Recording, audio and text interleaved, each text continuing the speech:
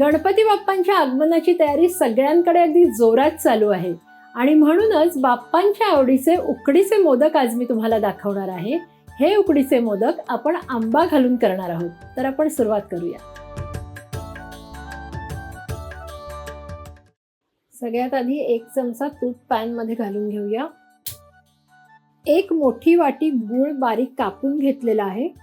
गूळ वितळवून घ्यायचंय. गूळ पातळ झालेला आहे. आता ह्याच्यात आपण खोबरं घालून घेणार आहोत. 2 वाट्या खोबरं आणि 1 वाटी गूळ हे प्रमाण आहे. गूळ व्यवस्थित मिक्स झालेला आहे. आता ह्याच्यात आपण खसखस घालायची आहे. 1 टेबलस्पून बेदाणे घालूया. सगळं नीट मिक्स करायचंय. आता ह्यात अर्धी वाटी आंब्याचा रस घालायचा आहे. जे कोणते आंबे अवेलेबल असतील त्याचा रस तुम्ही घालू शकता. मी इथे स्टोअर केलेला आंब्याचा रस घालते. तुम्हाला जर रस कसा स्टोअर करायचा हे पाहायचं असेल तर त्याची लिंक खाली डिस्क्रिप्शन बॉक्समध्ये दिलेली आहे. हे सगळं मिश्रण आपल्याला मीडियम गॅसवर शिजवून घ्यायचं.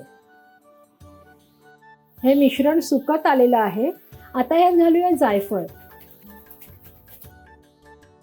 आता घालूया 1 टीस्पून वेलची पावडर. हे सगळं मिक्स करून घेऊया. थंड होण्यासाठी हे मिश्रण एका बोलमध्ये काढून घेऊया.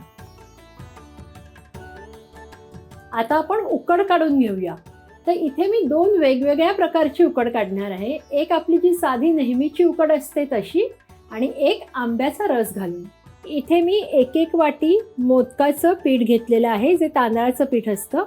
आता त्याच्यातच आपण थोडंसं अगदी थोडं 1 चिमटी मीठ घालून घेऊया. उकडीचं प्रमाण नेहमी 1:1 असतं. म्हणजेच 1 वाटी पीठ असेल तर 1 वाटी पाणी किंवा दूध. तर इथे दूध आणि पाणी मी मिक्स करून घेतलेलं आहे. पॅनमध्ये आपण काढून घेऊया. जोपर्यंत ह्याला उकळी येते तोपर्यंत मी आंब्याच्या रसाच्या उकडीची तयारी करते. इथे अर्धी वाटी आंब्याचा रस घालून घेऊया आणि त्याच्यात अर्धी वाटी पाणी घालायचंय. हे टोटल आपल्याला 1 वाटी लागेल. जरा व्यवस्थित मिक्स करून घेऊया. आणि हे जे मिश्रण आहे ते आपण दुसऱ्या पॅनमध्ये काढून घेऊया.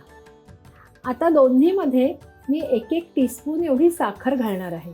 साखर घातल्यामुळे मोदकाला छान अशी चकाकी येते आणि चवही छान लागते. इथे उकळी आलेली आहे.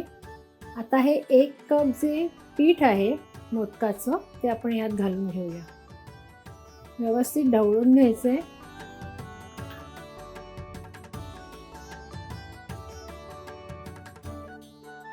ह्याच्यात 1 चमचा तेल घालून घेऊया. तेल उकळी येताना घातलं तरी सुद्धा चालतं. झाकण देऊन हे मुरवण्यासाठी ठेवून देऊया. ह्याच्यात आता मी 1 टीस्पून तेल घालून घेणार आहे. ह्याला सुद्धा उकळी आलेली आहे, बघू शकता. आता ह्याच्यात 1 वाटी हे तांदळाचं जे पीठ आहे ते घालून घेऊया.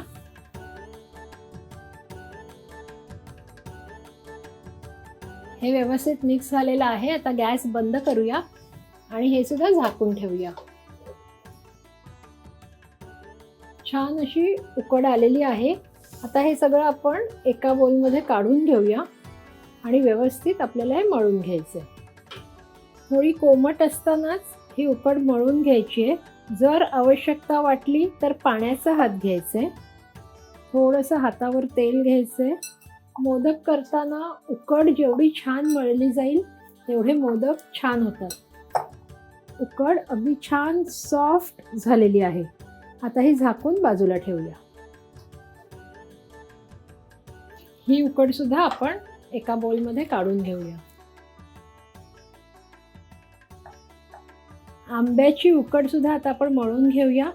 ही कोमट असतानाच मळायची म्हणजे छान मळली जाते. आता ह्याला तेलाचा हात लावून मळून घेऊया. तर ही सुद्धा झाकून आपण थोडा वेळ बाजूला ठेवूया. आता आपण मोदक करायला सुरुवात करूया. इथे मी हाताला थोडंसं तेल घेतलंय. आधी आपण साधे उकडीचे मोदक करूया. एक गोळा काढून घ्यायचा आहे. छान मळायचं आहे हे जे उरलेलं पीठ आहे हे झाकूनच ठेवायचे, नाहीतर ते कडक होतं. हा गोळा केल्यानंतर ह्याला मोदकासारखा असा आकार देऊन घ्यायचे. त्यानंतर आपला जो अंगठा आहे तो तेलात बुडवायचा आहे. अशा प्रकारे हा मोदक आपल्याला वळायला घ्यायचा आहे. गरज लागली तर तेलाचा हात पुन्हा घ्यायचा आहे. तेलाचा हात घेतल्यामुळे हे जे पीठ आहे ते आपल्या हाताला चिकटत नाही. अशा तऱ्हेने पातळ अशी पारी तयार करून घ्यायची. त्यानंतर पाण्यात हात बुडवून हे पहिलं बोट जे आहे ते आतमध्ये घ्यायचं आहे आणि ह्या 2 बोटांनी ही अशी कळी करून घ्यायची. गरज लागली तर पाण्याचा हात घ्यायचा आहे आणि अशा प्रकारे ह्या मोदकाच्या कळ्या खालपर्यंत करून घ्यायच्या. अशा प्रकारे सगळ्या कळ्या करून झालेल्या आहेत. आता ह्यात आपण सारण भरणार आहोत. सारण भरपूर भरायचे, मोदक छान गोड लागला पाहिजे. आणि हा सगळा मोदक जो आहे तो अशा प्रकारे गोल फिरवत बंद करायचं. वरचं जे जास्तीचं पीठ आहे ते काढून टाकायचं.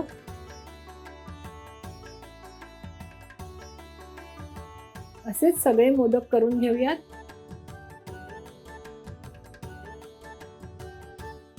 ज्याप्रमाणे आपण साध्या उकडीचे मोदक केले होते तशाच प्रकारे हे सुद्धा मोदक करून घेऊया.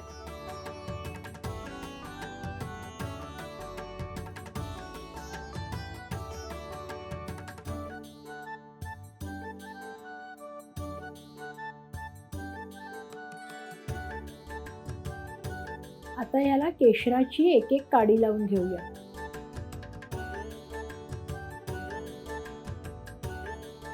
स्टीमर मधलं पाणी गरम झालेलं आहे, तर हा एक मोदक उचलायचा, तो थोडासा पाण्यात बुडवून घ्यायचा, तो स्टीमर मध्ये ठेवायचा.